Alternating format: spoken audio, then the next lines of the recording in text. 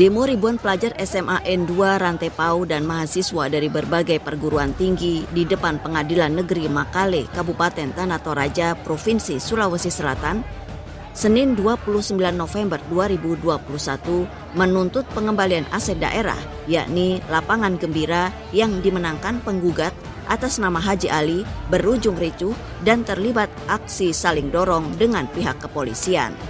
Aksi demo ribuan pelajar dan beberapa organisasi mahasiswa tersebut dilakukan setelah putusan Mahkamah Agung menolak permohonan peninjauan kembali yang diajukan Pemkab Toraja Utara terkait kasus sengketa lapangan Gembira beberapa waktu lalu, di mana di atasnya dibangun sejumlah fasilitas pemerintah seperti gedung SMA Negeri 2, gedung olahraga, puskesmas, kantor kelurahan, kantor cabang dinas pendidikan, kantor dinas kehutanan, dinas lingkungan hidup, kantor Samsat Sulsel, dan kantor PT Telkom Indonesia. Kericuan terjadi saat ribuan pelajar dan mahasiswa yang melakukan aksi demo tersulut emosi saat mendengar salah satu dari pengacara penggugat berada di pengadilan, sehingga masa aksi mencoba mengejar dan menerobos barikade polisi. Walau sempat terlibat aksi kejar-kejaran dengan polisi, massa akhirnya berhasil dipukul mundur dan dikendalikan pihak keamanan. Walau sempat dikendalikan, ribuan massa yang masih tersulut emosi kemudian kembali terlibat aksi saling dorong dengan pihak keamanan saat mencoba membuka pagar pintu pengadilan. Namun, karena tak berhasil, massa kemudian memblokade jalan Trans Sulawesi sehingga membuat jalan di depan pengadilan macet total. Emosi ribuan pelajar SMA yang masih menggunakan baju sekolah dan mahasiswa dari berbagai perguruan tinggi serta sejumlah masyarakat Toraja baru mereda setelah pihak pengadilan menemui massa aksi dan menjelaskan soal proses gugatan Pemprov Sulsel yang kembali dilayangkan terhadap hasil putusan MA ke Pengadilan Negeri Tanah Toraja. Perkembangan tentang perkara ini.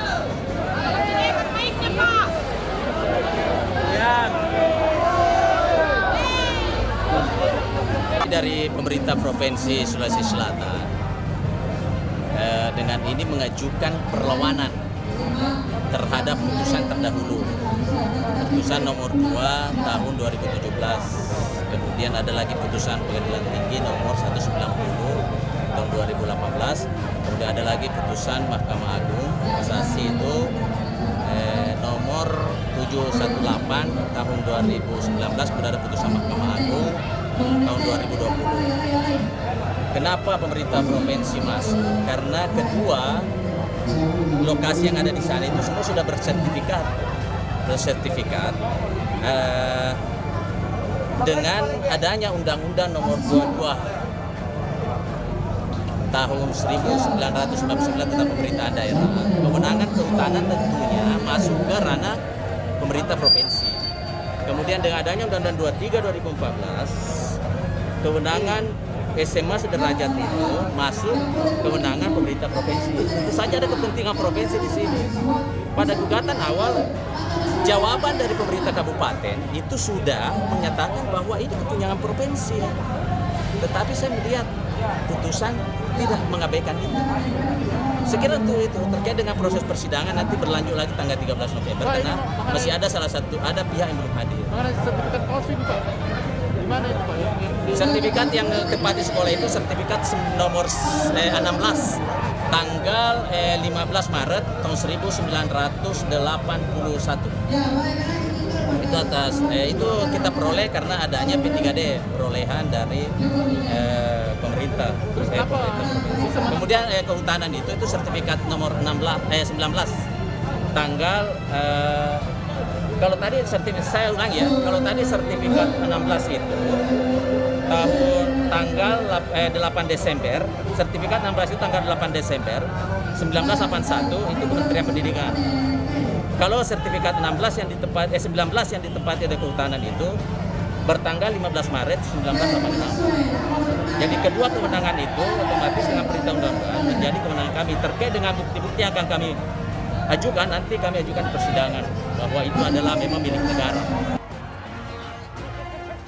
Sengketa lahan yang terjadi sejak 2018 tersebut kini mengancam ribuan pelajar di SMA N2 Rantepao yang sekolahnya akan digusur.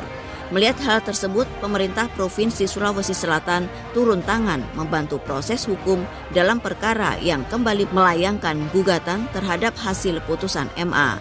Sementara Biro Hukum Pemprov Sulsel Mauli Yadi Rauf mengungkapkan bahwa Pemprov melakukan perlawanan terhadap putusan MA. Pasalnya lokasi tersebut memiliki sertifikat sah dari Pemprov Sulsel. Menurut Mauli, putusan MA sama sekali mengabaikan hak milik Provinsi Sulsel. Dirinya pun berencana akan membeberkan bukti-bukti di sidang gugatan nantinya. Dari Tanah Toraja, Sulawesi Selatan, tim Jurnal TV mengabarkan.